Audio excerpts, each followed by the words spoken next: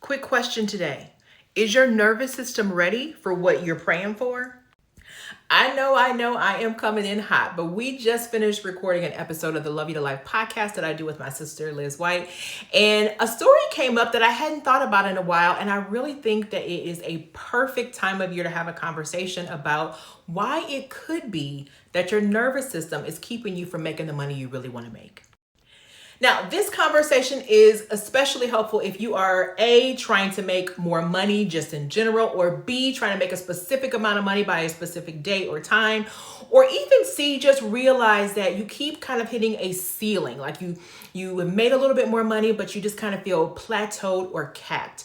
This conversation is specifically for you for any of those reasons. And it's something that I continually work on. But during the recording of the podcast, it actually, like, a story came up that I hadn't thought about in a long time.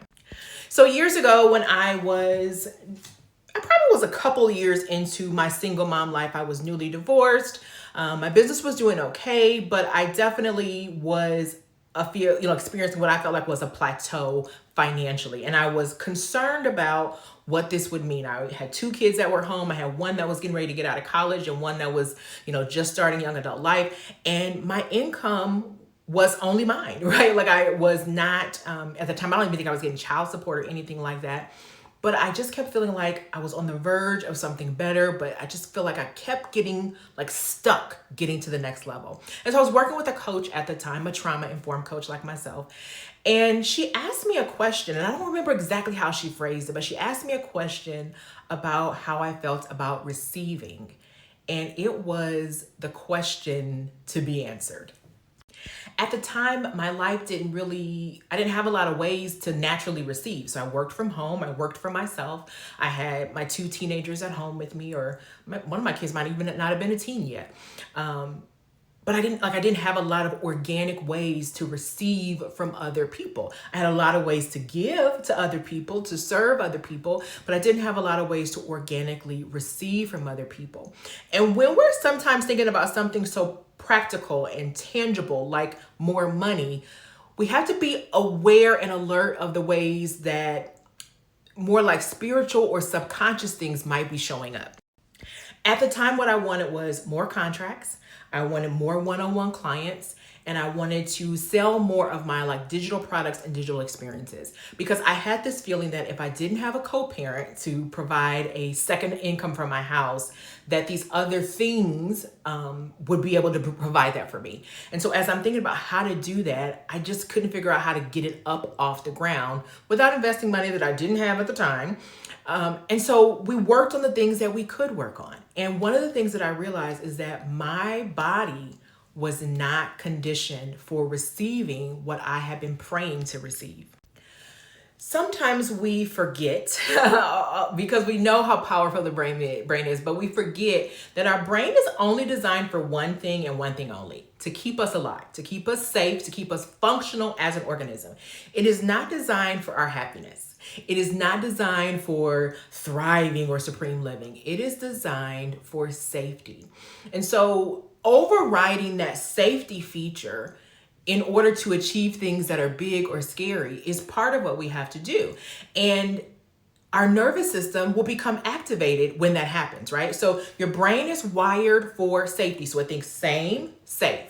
Different, danger. Well, if you've always been at a particular income level and you know how to live at that income level, that is your same. If you want to get to a higher income level, you might have to go different places, meet different people, put yourself out in different ways. Different equals danger. So even though I was praying for more clients and more opportunities and more contracts, that was signaling to my brain that something bad could happen. And at a time when there was so much uncertainty in my life, I know that my body was really keeping me from achieving what I wanted to achieve. So the coach that I was working with helped me to come up with some practices. And so I'm about to share some of those practices with you. And so if you've noticed yourself feeling resistance or hesitation, or like you feel like you should be doing something, or like this could work for you, but you also feel that like like pull or resistance to that process, sometimes it actually is a somatic thing. And so you want to condition your brain to be ready for this. This is really like, we get all weird about things like visualization and manifestation, but that's all it really is. We're just conditioning our brain to know that I'm safe when I walk in the country club, so I can feel comfortable when I'm meeting new people, that I'm not going to die when I step on the stage, right? We're conditioning our brain to know that this isn't really different. We really are familiar with this, and it's okay. So here are some of the practices that I started back then that I pull back out whenever I'm ready to go to a new level. And for the record, while we're talking about it, I want you to understand that these are practices that when we're going up the spiral of healing, when we're working through all those old traumas and old money wounds and all those old things, and maybe even, other members of our family passed down to us, you will revisit some of the same lessons just from a different level, right? So when I'm old enough, guys, to remember when the federal minimum wage went from like $5.15 or $5.25 to $7.15 or whatever. So the level of going from 5 to 7 is one level. I can remember getting my first job after having my getting my x-ray degree, right? I used to be an x-ray tech. So when I got my first job as an x-ray tech, I went from making probably $8 or $10 an hour on average, because I was a hairdresser at the time. I think I got like $1,750 plus a $5,000 signing bonus. That was another level. And then as I became a school counselor, that was a different level. As I started working as a home-based therapist, that was a different level. As I started working as a coach, that's a different level. As I'm working as a consultant with training organizations and speaking across organizations, another level. And so each time I go to this different level, sometimes I have to revisit it. It doesn't mean that it hasn't worked. It just means that I have to get ready to enhance those skills. So practice number 1, this is the one that my favorite coach Julie gave me, which is practice receiving. If you are looking to receive additional income, additional contracts, additional trust, additional opportunities, practice receiving and being grateful in your life. Whether that is asking for something and then accepting it when it comes graciously without feeling guilty or without feeling shame or without feeling obligated, just accepting it and appreciating it. That is a practice that conditions your brain to know that nothing bad happens when I receive. Nothing dangerous happens when I get what I want. Nothing, nobody is harmed by me feeling good. That is a critically important step that so many of us miss. Now, in my life, I had to do things like asking my brother-in-law to pick up the kids from, some type of activity, and accepting a compliment without saying, oh, I got this on sale, or oh, I got this at Goodwill. Nope, thank you, I love it, it's so comfortable, right? Those are the kind of things you want to practice receiving. So how can you practice receiving today? Now I have a visual aid for my second step, which is to get comfortable holding cash. Now, this is copy money. My sister gifted this to me years ago. And every so often, especially when I'm trying to hit a specific income goal, I will pull this money out and I will count all $10,000 of it, because I want to get comfortable holding money, knowing that it's near, knowing that I have access to it.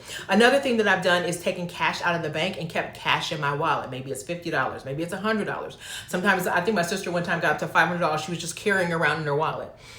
Which, hey, I'm not saying that that's the wisest decision, but it just every so often, as you are working to get yourself more conditioned for what you're expecting to receive, go through the practice of holding on to cash. Because we're such a cashless society, we don't see it, we don't think about it, and sometimes it just doesn't even feel real. Make it real for your brain, and that makes it easier for you to feel safe to have it. Now this last one, don't let this last one trip you up, because you've probably heard this before, but I'm going to tell you how you should be doing this one. The last one is, I want you to use affirmations. Now, here's why affirmations typically don't give us the good vibes, right? When you say something that your brain knows is not true, like actual fact in your present reality, it actually conditions you to have that reaction for the different is danger response, right?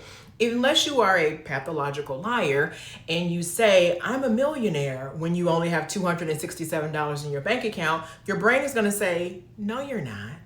And that doesn't feel good to your body. So you want to make your affirmations something that you can actually sink your teeth into, something that you can find evidence for in your real life. So one of my favorite ones that I use all the time is, it is safe for me to earn more money. I am allowed to earn more money. I am allowed to earn money even though I help people. I am allowed to earn money from people who need me, right? Those things are true. I can look for evidence of that, right? I can look at my doctor's office that gets paid every time I go. When I'm, even when I don't feel good, they get paid for providing a service to me, right? I can say, yeah, not only is it safe for me to earn money, but when I earn money, I'm doing so in a way that helps other people. And they are now blessed and benefit from me earning more money. The people I'm able to pay, my kids I'm able to take care of, the service that I provide to the therapist that I'm working with, they're now able to go into their communities and help more people, right? So saying those kinds of affirmations, those are actually beneficial. Another one that I sometimes use is, I can handle living in a higher tax bracket. Now that one might trip you up a little bit, but listen, if you grew up in a tax bracket where you thought that the rich people or the people that lived on that side of town were not good people, that they were not nice people, that they were mean and nasty and selfish, you do need to condition your brain to know that that's not true. I specifically, right before my divorce, moved into a new community. And it's a community that I would say is not predominantly Black. It is predominantly a Caucasian community. And there are people that are definitely lower income than me, and there are absolutely people that are higher income from me. But being in a community where I'm rubbing elbows with people who live in multi-million-dollar homes, and they're just as nice to me as I am to them, and we have great relationships. Being in this community has been so good for regulating my nervous system to know that I can handle it, right? I can handle rubbing elbows with people who make technically more money than me, and I don't have to feel uncomfortable about that. If you have spent all of your time around people who make little, are at a lower income level, your nervous system might not feel comfortable around that. Let me tell you a common one that I hear from clients who are coming to me and saying, like, I want to start speaking and teaching and working with corporations. They have an opportunity to sit in front of a CEO, and one of two things happens often, very, very often.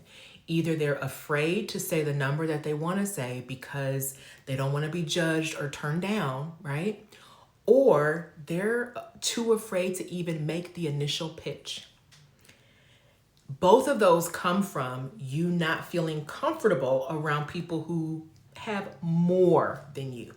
And so conditioning, affirming for your brain and your body that it's safe for you to be in these spaces, that you can handle being in these spaces, that you are worthy of being in these spaces, that is part of this process. So if you would like support in this area, I've got a couple of options for you. Number one, I have a freebie. It's been a while since I gave you a freebie, but I got to give you a freebie.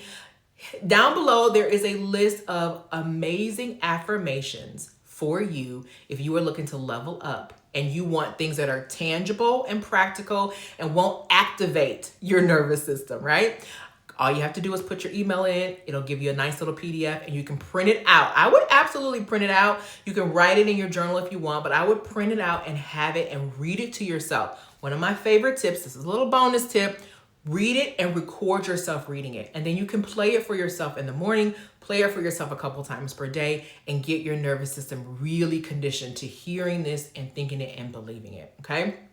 The second thing though, if you say like, okay, I'm working on it, I also want to take some steps, and maybe I want some specific practices for me, I'd love to offer you a strategy session. Depending on when you're watching this video, there might be a few left this month, or you might have to wait till next month to get on the list. But I open up a few one-on-one slots every single month for clients who want to get in and get a strategy to get them to the next level. Having the plan helps you to have more confidence. Having the plan takes away that different is danger feeling because you know exactly what to do and you just put one step in front of the other and get to the next level. So those are the things that I have for you today. I want you to continue to work on preparing yourself, your mind, body, and your spirit for the life that you deserve because you are worth it.